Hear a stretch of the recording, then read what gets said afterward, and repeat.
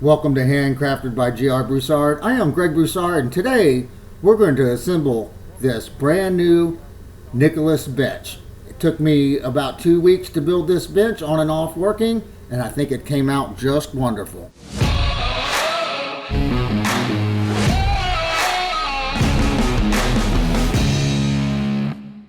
What I've done is laid all the parts down, and I have to start dry assembling this. I want to make sure everything fits together exactly like I planned on it.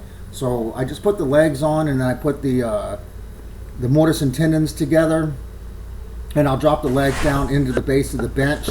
And this has been dry fit a few times already, so I knew that would fit. It was a little challenging to get this side piece on with the other side piece. I did cut the dovetails in there, and I need to make sure that those dovetails will go together with the legs, with the leg assembly on, with the notches that I cut inside the legs. Once I get those dovetails hammered in and sent home, it really fit really nice and really snug. The inside brace fits into a dado, and it just slides right in there. That took me a minute to get that to fit like that, but we finally got that accomplished. And I'm dry fitting the face vise, and this is going to be a really beautiful face vise to use on this bench.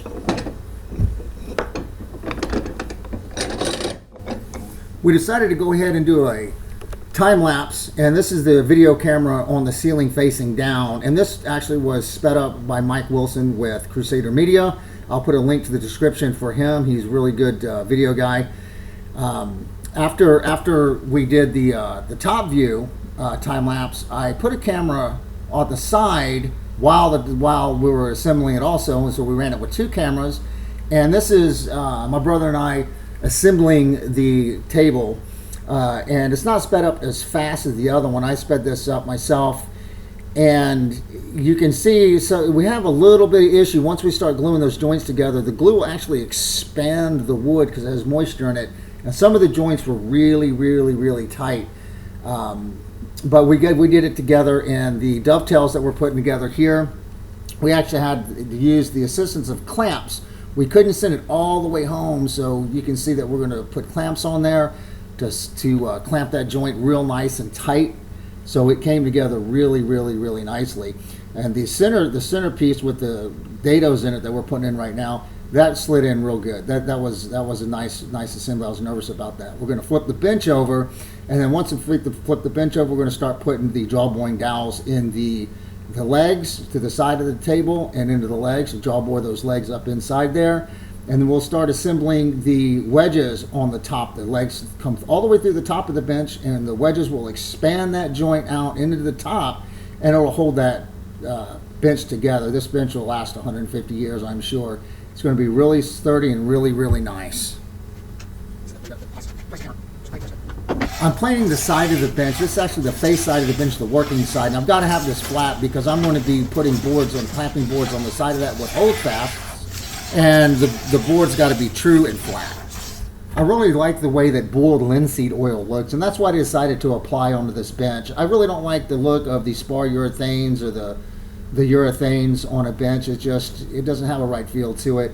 So I decided to go ahead and coat the entire bench with the boiled linseed oil, and it looks really good. I think it came out really nice. I'll have to reapply every now and again. On the bottom of the bench, I just cut a slot, and I just slid my boards in the bottom, and if one breaks, I can pull it out and put another one in. So that worked out really well. I thought it was a great idea to do that. This leg vise came out really nice. There I'm installing the pin board with a draw boring dowel into the tenon. That's going to hold it in nice and tight, nice and firm. And we're going to get that pin board, and we're going to put it in the tenon in the side of the leg and slide it in there, and we're going to start putting the screw in to the hole and start sending that vise home. I'll put a dowel in, and that dowel keeps the pin board from sliding too far back, and it keeps the front of the vise clamped to the bench. Now I'm just bringing the bench through its paces. I'm just using what's called a sticking board here. We'll get another video with the sticking board and using the hold fast to hold the sticking board down. And that's to hold small, really tiny parts down that you can plane.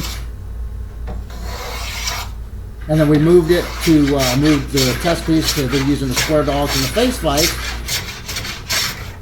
and then we're using the leg vise and a hold fast to test to do the joining of the board.